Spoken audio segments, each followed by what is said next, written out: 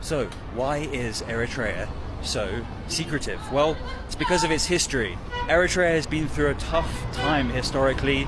It is perfectly geographically located for trade. It's on the edge of Africa and it's near the Suez Canal and near Asia. So lots of powers have wanted to rule it, including the Italians.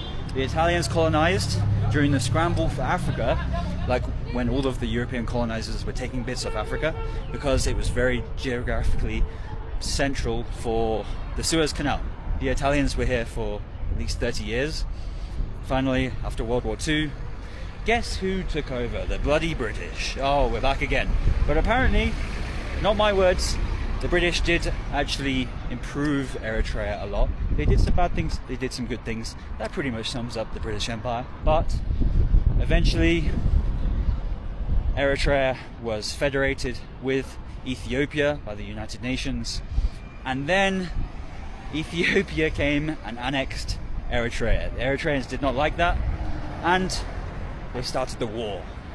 The war with Ethiopia was a very bloody, very long war. It defined Eritrea now.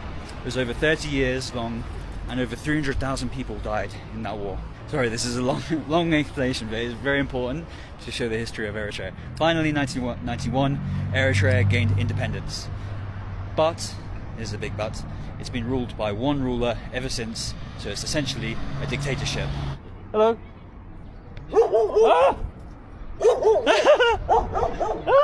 As I was saying, finally, it's been ruled by one dictator.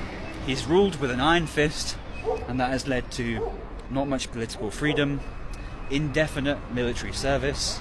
So many people here work in the military, and you can stay for 10, 20, 30 years working in the military for very little pay. They don't have access to the outside world. There is no media. It's state media.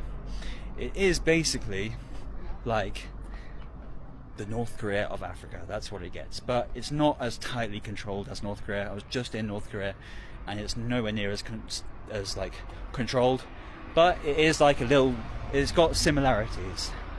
So that explains why it is so secretive. In a way, you can kind of understand why they're so wary of the outside world. It's because they've been colonized. Everyone wants a piece of Eritrea, so finally they've got their independence and they want to keep it.